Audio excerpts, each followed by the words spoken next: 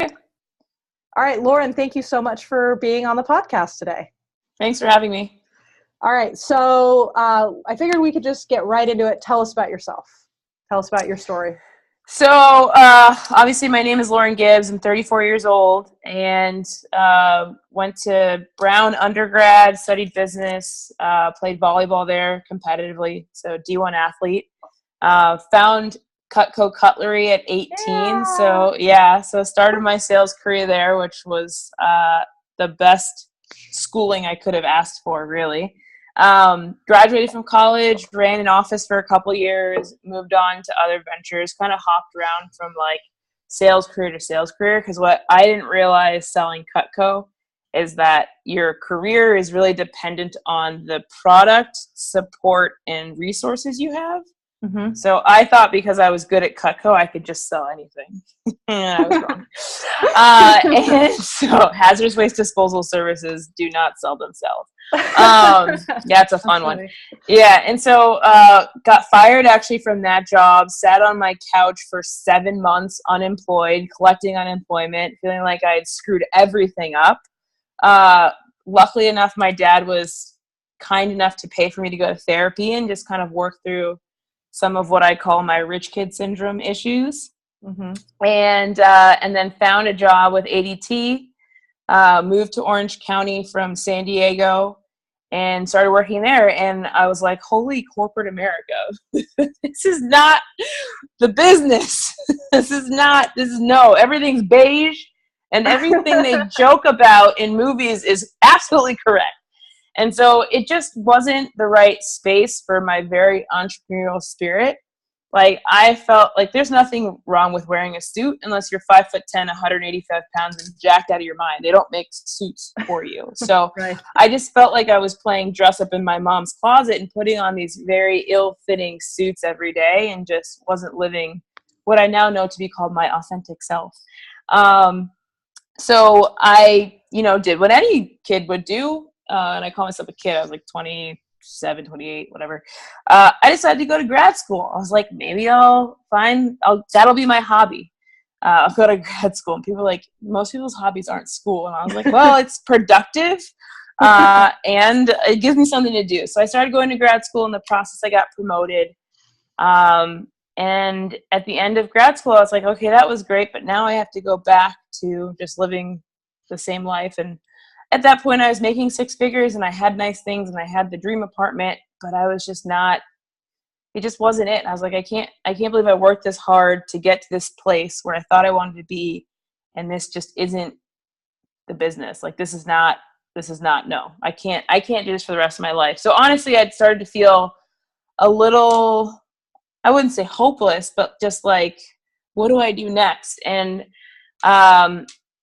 it must have, like, people always say, how did you choose bobsled? I'm like, I didn't choose bobsled. Bobsled chose me. I was working out in a CrossFit gym in Denver called Front Range CrossFit, and a good friend of mine who is now a Olympic rugby player was like, hey, how much do you back squat? And I was like, I don't know, like 375.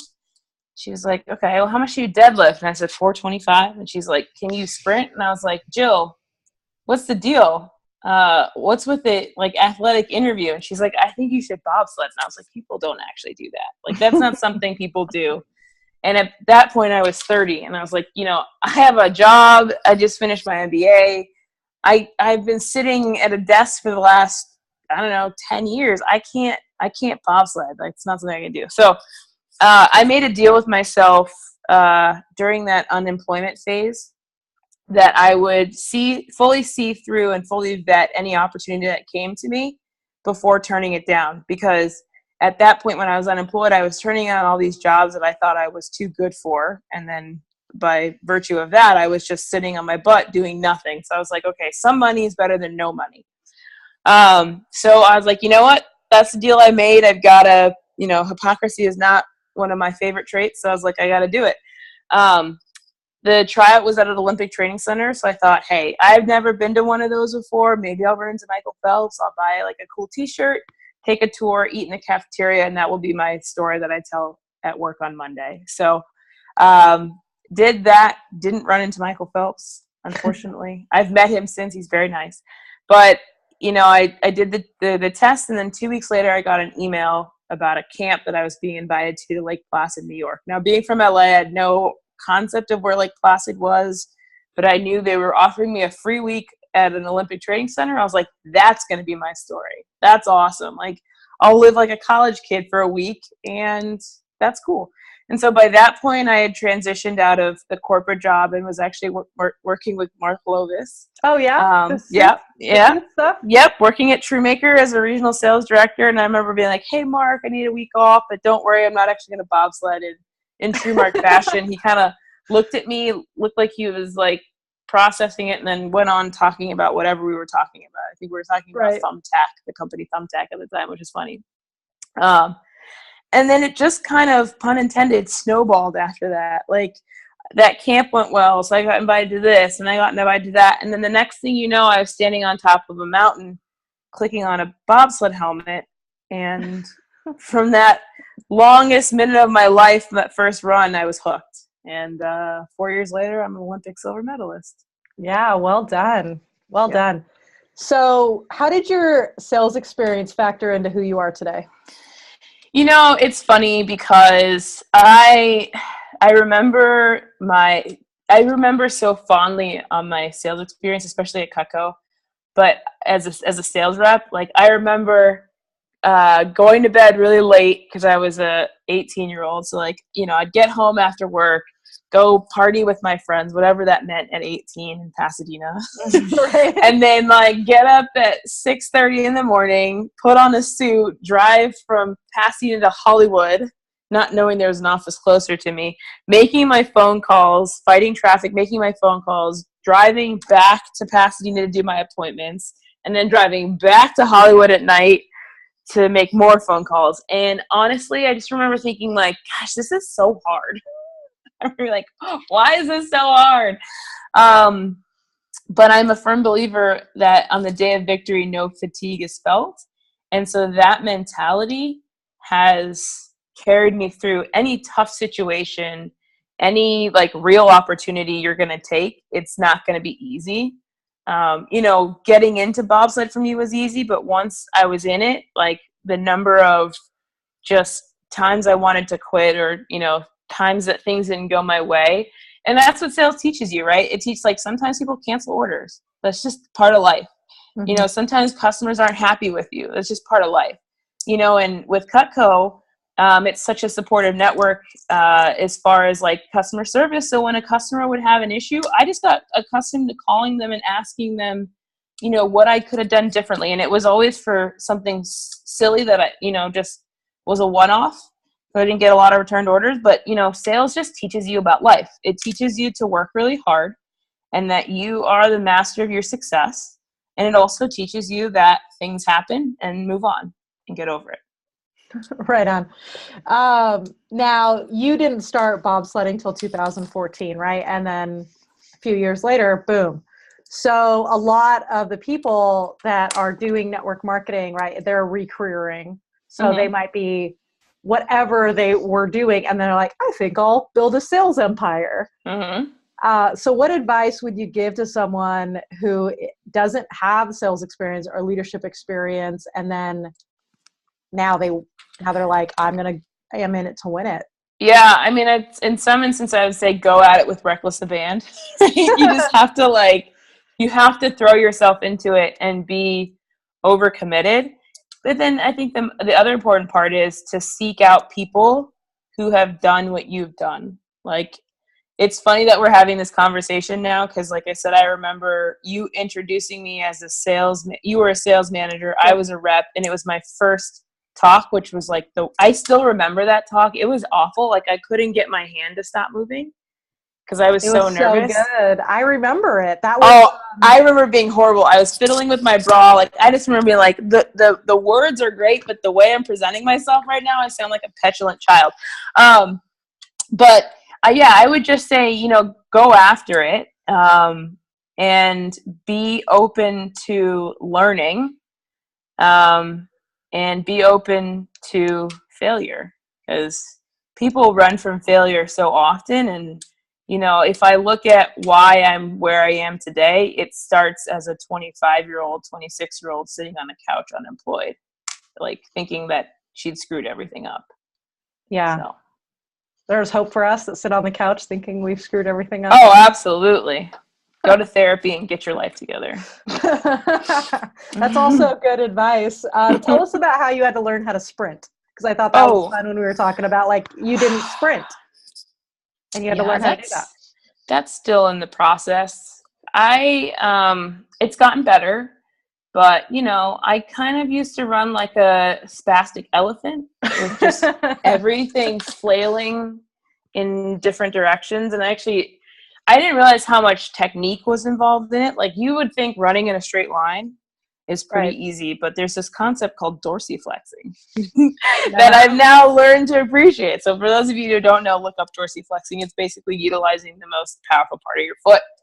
And that was really the hardest part. And it's funny because being in this Olympic space, you see, like, I was really lucky to have come in 2 years before Rio happened, and then being in an Olympic training center with a lot of summer athletes the year of Rio. So I kind of got an understanding of how the Olympic process works and how selecting a team works. Every national governing body does it a little bit differently. But man, it showed me that you really have to refine the things that you're not good at to get to where you need to be. You can't shy away from the things that are difficult, because that's never going to push you in the right direction. So that's what sprinting was for me, was that big albatross, or that, BHAG, we may call it, learning to be fast and smooth. So, yeah. Talk to me a little bit about being in your own skin. So we talked before the podcast about how we were rebels, and we both actually wore suits and flip-flops when we ran our Cutco offices, which I never knew that. And if I would have known someone else did it, we would have had like talk to me more about how being comfortable in your own skin is so important. I get a lot of crap for wearing hoodies everywhere. Yeah. Well, you're a girl. You're not supposed to wear a hoodie. Well, right. Yeah. I mean, I should be in perfect makeup. I should not wear graphic tees if I run a huge sales training company. Yeah. I should. Yeah. So what do you think about that? I mean, I'm a 5'10" African-American female who's jacked out of her mind with freckles. So everywhere I go, I stand out. And at this point, I'm just thankful I did go to the Olympics and medal, because now when people ask me if I'm an Olympian, I can just say yes, because people have assumed it for years. So, I grew up, I went to a private school, and I was different than the girls. I went to a predominantly white school, and it's funny that we're having this conversation, because I literally just finished writing the commencement speech for that high school on Friday. Oh, that's cool. And while it was a very welcoming and I never felt like people were treating me differently, I looked different than everybody else. So I had to understand what it meant to accept yourself and be like comfortable in your own skin very early on. And I'm lucky that I had two very amazing parents, first of all, but also I had two experiences through sport and through sales that taught me that, your body is used for more than just looking good, one. And if you, like, sales teaches you, if you work hard, there's no one that can hold you back. There's no glass ceiling to commission only sales. Yep. No one can keep me, I remember I ran a whole office by myself in corporate America when it was supposed to be a 2-manager office. And I just told my manager, I was like, let me run with this as long as I can. I will tell you before it gets bad, if it gets bad. But because of that, I ran it for 2 years. I was able to buy a house before the time I was 30. That was a big goal of mine. So you know what I mean? Like, that's the most amazing thing about sales, is that there's no glass ceiling as a sales rep. No one's going to keep me from hitting my number but me. So yeah, right on. Yeah. I love that. And then your pilot in your bobsled, I don't want to butcher it. Alana. I was like, I know I'm going to say it wrong. Yeah, everybody calls her Elena. I know, and I was about to do that, and I knew that was wrong. And so now she's pretty, like, you're new. She's like, it. She's How annoying. did No, she's not annoying. She's great. She's just so good at everything. It's annoying. right. So a lot of our students, they have to recruit people for their team. And I would kind of argue that you had to recruit Alana in some way. Yeah. Yeah, I had to sell her on me for sure. Yeah. So when you are recruiting out of your league, and I guess those are my words, and you can hate me for saying that. But no, definitely. That's spot on. Okay, fair. My husband also has experience recruiting out of his league, but right? I mean, Charlie's great though. Yeah, he's a wonderful. So, how did you recruit someone out of your league? Man, I threw myself on the sword and I said, "Look, I want to be the person that wins a gold medal with you. So you tell me what I need to do and be to be that person in your sled." And we had that conversation in a number of phases of my career, because I remember I always call it my freshman year, but my rookie season, I was selected to her sled to push for her in team trials. But that first week I had to sit out because I had pulled my hamstring for the first time. And so I wasn't out for long because it wasn't a bad pull. But for bobsled, like, you only get 5 seconds at a time to really practice your sport. And when you're new, the repetition is so important. So like, I would akin it to making phone calls. Like, you've got to put more into it in the beginning to get, to prime the pump. And as I'm saying this, you know what talk I'm thinking of? Yeah. Dave Madrid, like sweating on stage. Yeah. God, Cutco's just ingrained. So, I remember that one. and so I pushed with her. Our push wasn't great. And all the rest of that season, I was out of her sled. And I was like, just like that, I was USA 1, and just like that, I wasn't. And so I felt like I never got a fair shot. So it was basically 4 years of me trying to close the deal. And really, it took me to the last couple of months to be like, look, I'm your girl.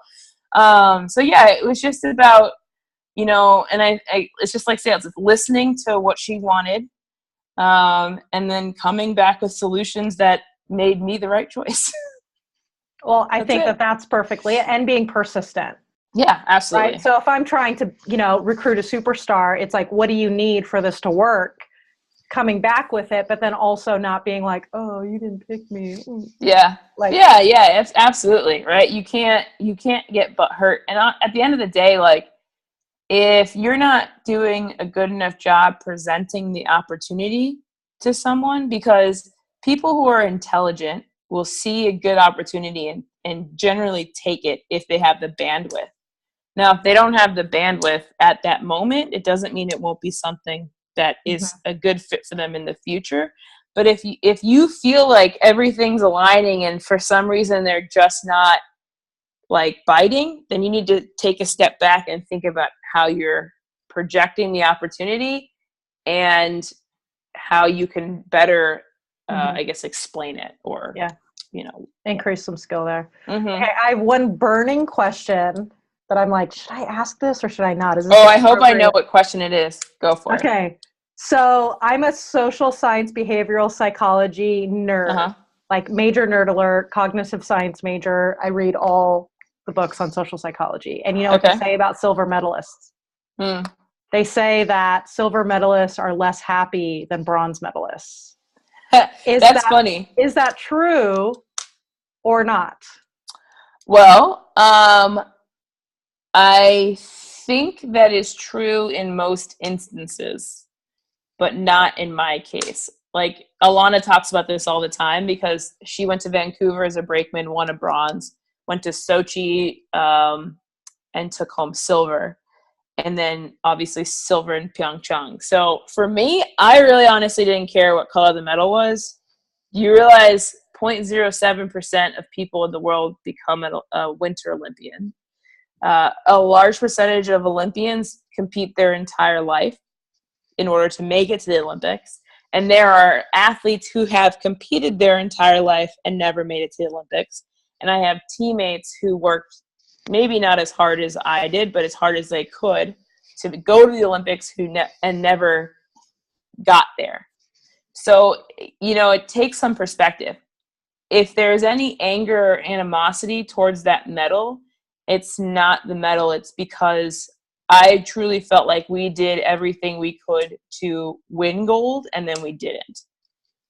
So that part is like hard to swallow, because I felt like if we had maybe, done more work on the sleds, like the numbers don't add up. We outpushed them by 0.2 every run. So they shouldn't have been able to catch us, basically. So there is psychology behind that. In talking to Alana, she feels like she lost the gold in Sochi, but this time she earned the silver in Pyeongchang. So that's that mentality, and like the difference going into the years and stuff like that. In Sochi, she was leading the whole way and then made a big mistake in the last run and lost the gold. This time around, we went into this season a hot mess. I don't know if you know this, but one of our teammates passed away the off season before, and he was a big piece of the bobsled family internationally, and of course the leader of our team. I mean, we had a week in Winterberg in Germany where our sleds didn't show up on time. Alana partially tore her Achilles the week before the Olympics. So to overcome all of that and come away with any medal, at that point, to me, it didn't matter what color. I wanted it to be gold more for her than for me.